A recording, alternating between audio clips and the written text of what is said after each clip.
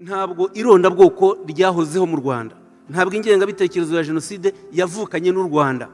Muri 57 inyandiko ya manifeste y'abahutu itangira kwandikwa niyo ntandaro yayo. Ubundi aprosoma yatangiye ari ishyirahamwe, hanyuma aho amashyaka ababirigi bemerewe kwajyaho, Gitera nawe ishyaka aprosoma ishyirahamwe arihinduramo ishyaka, abitangaza ku itariki 15 z'ukwa kabiri 1959 avuga ati mu Rwanda muri teritwari ya Strida havutse ishyaka ry'ukwishyura ukizana kw'abahutu.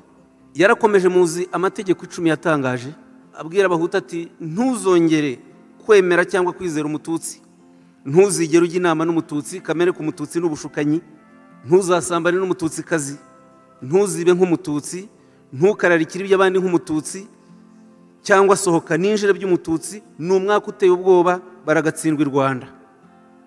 Jenoside ngiye ahangaha nirimo.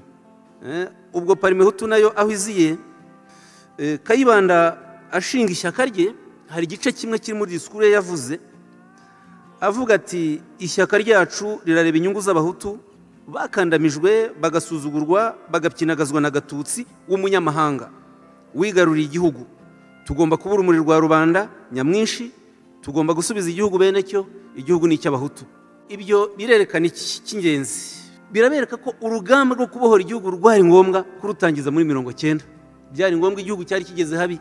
Bavandimwe b'abanyamuryango bajereje, nifuje gutanga izi ngero nkeya zifatika za bimwe mu bimenyetso by'amateka mu rwego rwo kugaragaza ko kwica abatutsi kugeza ku rwego rw'imiryango irenga 15,000, abantu barenga 60,000 bazimye burundu barimo abana b'impinja, atari impanuka yagwiriye igihugu cyacu, ahubwo byavuye kuri politike mbi, byavuye kuri gahunda igendera kuri uwo murongo. Muzahora rero mushimirwa kuba ari mwe mwabaye ku isonga yo gutangiza iki gikorwa ngarukamwaka cyo kwibuka abo batutsi, kubarinda kuzima nubwo batagihari imbona nkubone. Ntibazazima twararokotse.